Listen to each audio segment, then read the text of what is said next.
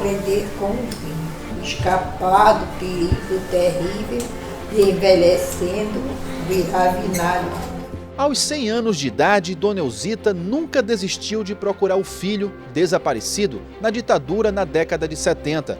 Fernando Santa Cruz era ligado ao movimento estudantil. Foi preso em 68 no Recife. Depois, foge para o Rio de Janeiro, onde é detido no dia 23 de fevereiro de 74, ao sair da casa do irmão Marcelo Santa Cruz. E nunca mais foi visto. Fernando hoje faz parte, né, da história desse país.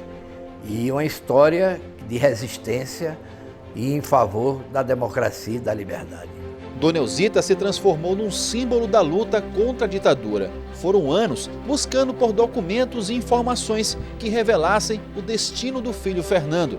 Uma dor que chega a superar até mesmo a morte. O lado mais perverso da repressão é justamente o desaparecido, porque você não consegue materializar a morte. Você fica sempre na esperança de que aquela pessoa um dia retornará.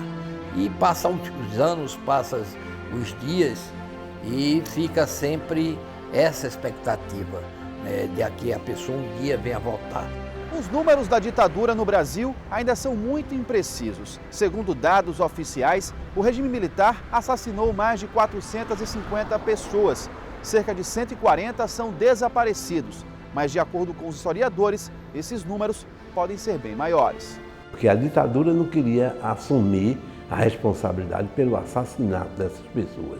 Então encobria, exibindo mortes como se tivesse sido, por exemplo, de suicídio, ou mortos em combate quando tinham sido mortos nos gabinetes, nos porões da ditadura, através de tortura. As mortes de presos políticos aumentaram após o ato institucional número 5 em 68. O AI-5, como ficou conhecido, representou o período mais duro da repressão. Desse tempo que foi um dos tempos mais trágicos da história do Brasil. Um tempo em que se instituiu no governo federal, no sistema, no Estado brasileiro, um regime de terrorismo de Estado que sequestrou, matou, estuprou centenas e centenas de brasileiros. Foi nessa época que um crime mexeu com os moradores do Recife. Padre Antônio Henrique tinha 28 anos e apoiava as lutas sociais contra o regime. No dia 26 de maio de 1969, após sair de um encontro de jovens, ele desapareceu. Ele se dirigia para pegar o ônibus. Ali no centro da praça existia uma parada de ônibus, então ele vinha pegar o ônibus. Quando ele se aproximou, tinha uma rural verde e branca, a famosa rural verde e branca, e que levaram ele para dentro da rural. Lá se encontravam pessoas, na realidade eram agentes da Polícia Civil e informantes. A procura da família só terminou no dia seguinte, quando o padre foi encontrado morto com as mãos amarradas num terreno baldio no bairro da Várzea. Meu pai já estava saindo de casa, Dom Helder chegou.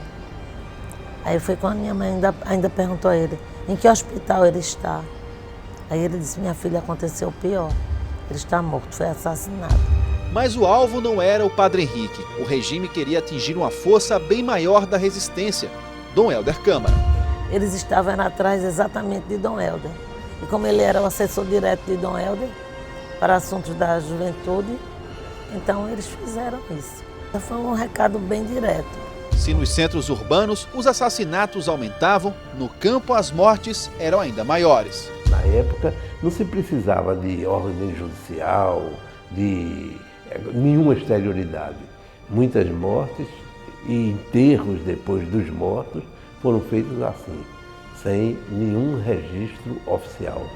Mortos, desaparecidos, torturados, vítimas do regime militar.